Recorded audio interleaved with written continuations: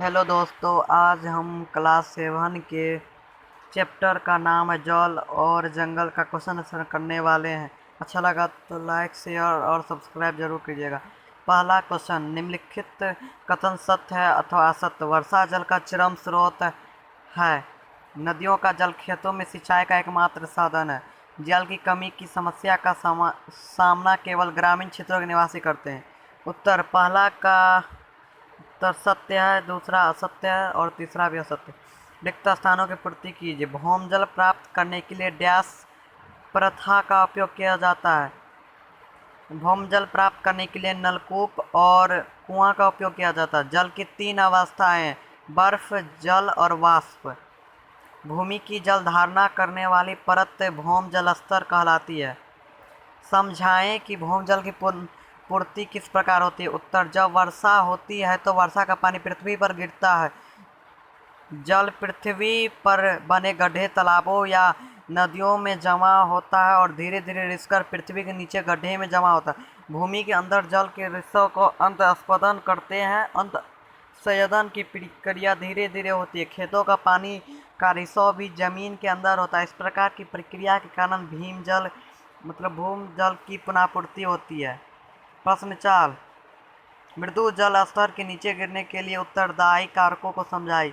उत्तर, यह बात सच है कि आज के दिनों में भूम जल स्तर नीचे गिर रहा है और गिरता चला जा रहा है। इसका मुख्य कारण वनों की कटाई होना। वनों की कटाई होने से वर्षा कम होती है और भूम जल को पुनः परिपूर्ति नहीं हो पाता। दूसरा कारण औद्योगिकीकरण, जिसके कारण कल कारखाने में भूमि जल का उपयोग अधिक होना, साथ ही साथ वायुमंडल पर दूषित सड़कों का निर्माण अधिकता होना, जिससे जल का रिसाव पृथ्वी का अंदर रुक जाता। सिंचाई के लिए भूजल का प्रयोग होना, जल की वर्षा आदि जिससे ज़्यादा जलवाष्प बन जाते।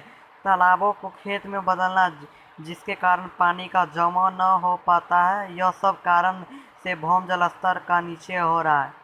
प्रश्न 5, कम से कम जल का उपयोग करते हुए बगीचे लगाने तथा रख रखाव के लिए क्या कदम उठाएंगे। उत्तर, बगीचे लगाने के लिए जल का कम उपयोग तथा संभव है तब पाइप द्वारा पेड़ की जड़ों में पानी दे ताकि पानी बर्बाद न हो। पेड़ों के चारों ओर मिट्टी का बांध बना दे ताकि पानी जड़ को प्राप्त हो और जल का रिसाव पृथ्वी के अंदर हो, पानी इधर उधर बर्बाद बहकर न हो। प्रश्न 6, ऐसे 7 उत्पादों के नाम बताएं जो हमें वनों से मिलते हैं। वनों से हमारी इमारती लकड़ी, फल, ऑक्सीजन, गोंद, गोंद मतलब गम, लाह, शहद, भी भौम जल, विभिन्न प्रकार के तंतु।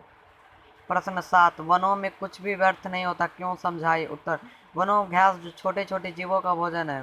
घोड़ा, जेबरा, हाथी आदि जानवरों के लिए वनस्पति भोजन है। सूखी पत्तियां सरकर ह्यूमस बनने में सहायक करते हैं। मृत जीव जंतु भी अपघटित होकर ह्यूमस में परिवर्तित हो जाते हैं। ये पौधे के पोषक में सहायक होते हैं। वनों में पौधे कार्बन डाइऑक्साइड ग्रहण करते हैं और ऑक्सीजन छोड़ते हैं। लकड़ियां मानव के उपयोगी हैं। इस प्रकार हम कह सकते हैं वनों के हर एक चीज़ें, चाहे वह सूखी पत्तियां ही क्यों ना हो, जीव जंतु और वनस्पति एक दूसरे पर निर्भर है।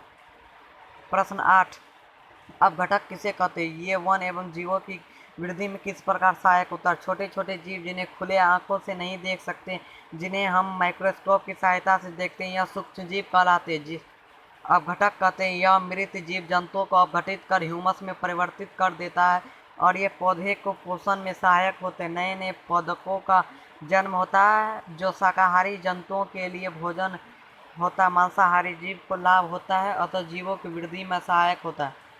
ऑक्सीजन तथा कार्बन डाइऑक्साइड का संतुलन बनाए रखने में वन का योगदान है, समझाइए। उत्तर, कार्बन डाइऑक्साइड वातावरण से पेड़ पौधे ग्रहण करते हैं, अपना भोजन सूर्य के प्रकाश की उपस्थिति में अपना भोजन बनाते हैं और ऑक्सीजन गैस छोड़ते हैं जो वातावरण में चला जाता है और फिर जीव जंतु श्वसन क्रिया के फलस्वरूप ऑक्सीजन ग्रहण करते हैं और कार्बोहाइड्रेट के साथ मिलकर कार्बन डाइऑक्साइड में परिवर्तित होता है।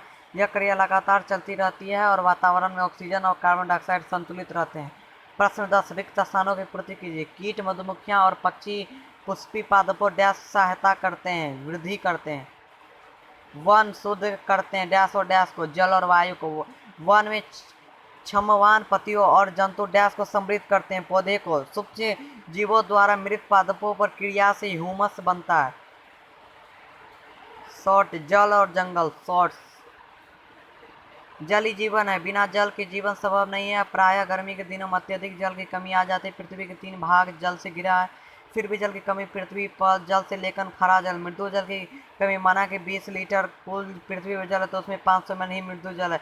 जल की 3 अवस्थाएं होती है, भूमिगत जल जो नदियों तालाबों और झरनों में रहते हैं, और वाष्प जल चक्र के द्वारा जल का संतुलन रहता है और मृदु जल की कमी होती है। तेजी से बढ़ने जनसंख्या, उद्योगों का तेजी से बढ़ना, सिंचाई के साथ ही कुछ कुप्रबंधन जल की कमी के कारण भौम जल अर्थात भूमिगत जल, कुआं, नलकूप और बोरिंग से प्रभावित कर भौमिक जल स्तर सभी जगह समान होते, कहीं कम गहराई तो कहीं ज़्यादा गहराई पर जल मिलते। भौम जल वर्षा, नदियों, तालाबों तथा जल मिट्टी से रिसकर भूमि के नीचे गड्ढे, दरारें एवं एकमात्र होता है। भौम जल पूर्ति का प्रमुख प्रक्रिया वर्षा जल का रिसना। जनसंख्या की वृद्धि के कारण, नगरों का विकास, औद्योगिकीकरण, वन का कटाव के कारण भौम जल का स्तर गिरा है। नलकूपों से सिंचाई, पंप सेटों के से सिंचाई के कारण ही भौम जल का जलस्तर कम हुआ है। वनों की कटाई के कारण वर्षा का कम होता है। हमारे देश के कई भागों में घर घर जंगलों है जहाँ भिन्न भिन्न प्रकार के पेड़ और पशु पक्षी रहते हैं। वनों तथा उसमें पाए जाने वाले जानवरों की रक्षा सरकार करती है। जंगलों को कटाई का आज रोक लगी हुई है।